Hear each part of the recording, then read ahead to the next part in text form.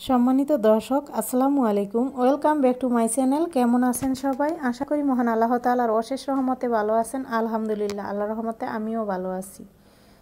আজ আমি আপনাদের সঙ্গে শেয়ার করব ট্রাউজার পায়জামার ডিজাইন করা। আশা করি পুরো ভিডিওটা আপনারা দেখলে অতি সহজেই বুঝতে পারবেন। তো এখানে আমি এভাবে পায়জামাটি কেটে নেওয়ার পর 11 ইঞ্চি উপরে একটি মার্ক করে নিলাম। এরপর একটি স্কেল নিলাম, নেওয়ার পর সেই মার্কের উপর থেকে এভাবে নিচের দিকে স্কেলটাকে সমানভাবে ধরার পর দোনো পাশ থেকে এক স্কেল পরিমাণে মার্ক করে নিব। তো এরকমভাবে 5টি দাগ টেনে নিব ডিজাইন করার জন্য। ডিজাইন দিয়ে আমি যেই সেলাইটি দিয়েছি আর কি সেটার জন্য।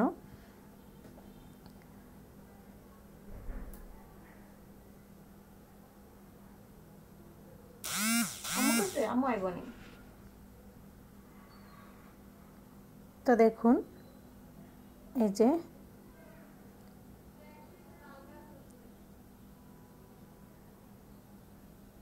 তো এই তো 5টি কিন্তু হয়ে গেল। তো আমি এক সাইড থেকে এই ডিজাইনটি করেছি। তো আমি এই কাপড়টাকে মানে একটা পাশ, পায়ের যে একটা পাশ সেইখানে মার্জিনটা টেনে নিয়েছি। এখন উল্টা পাশে আবার সেই দাগ অনুযায়ী মার্জিন টেনে নিতে হবে। তো কাপড়টাকে আমি উল্টিয়ে দিয়ে মানে চকের দাগটা যাতে ওই পাশে লাগে সেইভাবে ঢলা দিয়ে উঠিয়ে নিয়েছি। এই যে তো এরকমভাবে সেমভাবে দোনোটা দাগ উঠিয়ে নিয়েছি। একটু উঠানোর পর একটু কুয়াশা হয়, তারপর আপনারা একটু কষ্ট করে নেবেন তাহলেই হবে। তো একটি দাগ এভাবে দেওয়ার পর আমি অন্যটি সেটার উপরে দিয়ে এরপর দাগটি উঠিয়ে নিয়েছি। আপনারা চাইলে মেপেও আপনারা সেভাবে করতে পারেন। এরপর সেলাইটি দিয়ে দিচ্ছি। দেখুন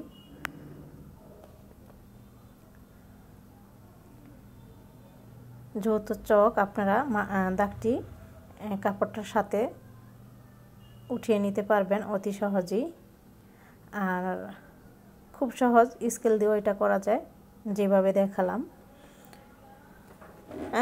এরপর দেখুন আমি এরকমভাবে 5টি সেলাই এই পাশে দিয়ে দিলাম। এখন আবারও এই পাশে দিয়ে দিচ্ছি। একবারে সেলাইটা দিতে যাবেন না।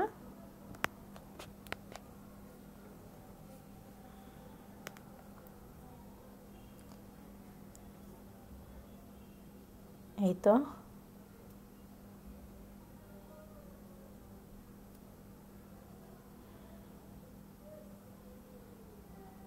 দেখুন আরেকটি সেলাই দিলেই কিন্তু হবে। এই পাশ থেকে সেলাইটি দেওয়া হয়ে গেল। তো এটাকে চাইলে আপনারা একটু আয়রন করে নিতে পারেন। আর যেহেতু এটা সিল্কের কাপড় এই জন্য তো আমি একভাবে দেখালাম, এটা আবার অন্যভাবে দেখাবো। তো সেলাই আমি দুটি দিয়েও ফেলছি। তো ভাবলাম এটা দেখিয়ে দিই। মানে আমি প্রথম এক সাইড থেকে সেলাইটি দিয়েছিলাম, এবার আবার একবার এই পাশ থেকে নিচ্ছি আর একবার এই পাশ থেকে নিচ্ছি। আর আগের বারটা কিন্তু পুরো এক সাইডের সেলাইগুলো একবার দিয়েছি, এর পরের বার আরেকবার দিয়েছি। তো আমি এই যে জেরের বার যেটা করতেছি এই নিয়মে যদি সেলাইটি দেন তাহলে আর বেশি ভালো হয়। তো ভাবলাম এইভাবেই দেওয়া ভালো। তো এরকমভাবে এক পাশ সেলাই দিবেন, এরপর আবার এই পাশ থেকে ধরবেন। এই যে তো এই জন্য আমি দোনোটা পায়ের সেলাই আপনাদের দেখালাম আর দুই পদ্ধতিতে সেলাই করেছি। আপনারাই দেখুন কোনটা বেশি ভালো হয়েছে। তো আশা করি আমার নতুন আপুদের জন্য এই ভিডিওটি অনেকটাই হেল্পফুল হবে।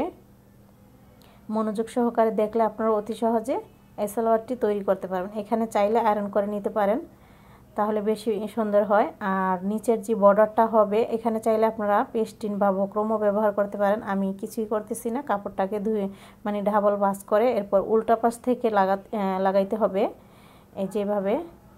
তো সেলাইটি দিয়ে দিয়েছি।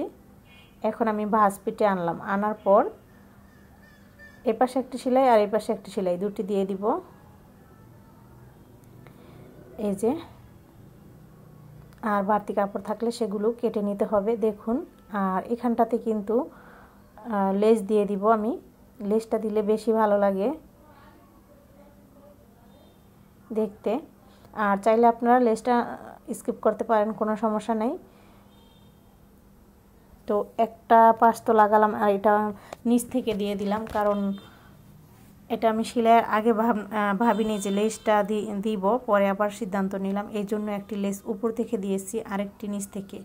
তো আপনারা আগে থেকে এটা উপরের লেসটা দিবেন, তাহলে যে বাঁশটা দেওয়ার সময় তাহলে আরও বেশি ভালো লাগবে। যাই হোক, লেস এক একভাবে বসানো যায়, যে যেভাবে বসাতে ভালো লাগে সেভাবেই বসাতে পারেন। এখন আমি এই পুঁতিগুলো লাগিয়ে নিব প্রত্যেকটার মাথায় মাথায়।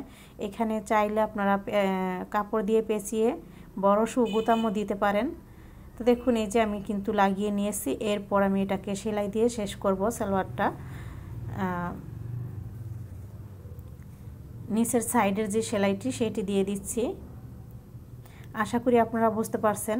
কেমন লাগলো আপনাদের কাছে কমেন্টের মাধ্যমে অবশ্যই জানাবেন। যারা এখনও চ্যানেলটিকে সাবস্ক্রাইব করেন না প্লিজ চ্যানেলটিকে আপনারা সাবস্ক্রাইব করবেন, আর যারা অলরেডি করে দিয়েছেন তাদেরকে অসংখ্য ধন্যবাদ। দেখুন কতটা সুন্দর